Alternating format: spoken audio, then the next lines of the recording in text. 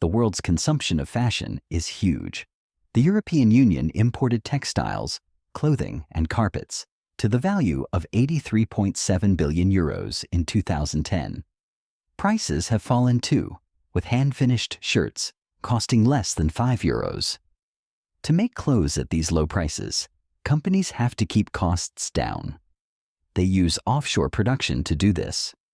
Large companies make their products in developing countries where workers are paid much less than in developed countries. Multinational companies are careful of their reputation for fairness, so they try hard to make sure local pay and conditions are legal. Supporters of overseas production facilities argue that most multinationals pay the correct minimum wage in the country, and sometimes pay more. However, factory workers may actually only earn a few cents to make an item which would sell for hundreds of dollars. This low pay means low labor costs, and the multinational company keeps most of the profit. Multinational companies argue that they meet local employment laws and claim that they refuse to work with factories which do not follow their rules. Critics, however, call these kinds of factories sweatshops. They argue that employees are made to do long hours of work, often in dangerous conditions, and do not get paid overtime. Overseas manufacturing plants have been in the media because they sometimes employ children. Supporters argue that often school is too expensive for some children, and that children who work in factories are protected from worse jobs on the streets or in the fields.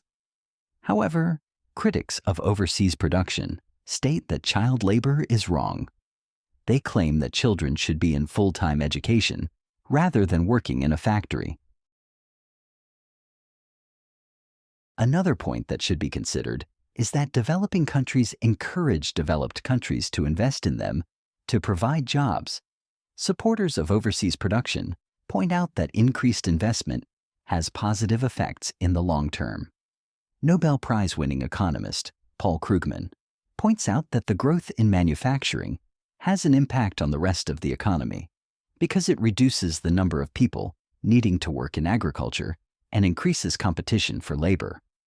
This leads to higher wages, which lead to other improvements, such as the ability to send children to school.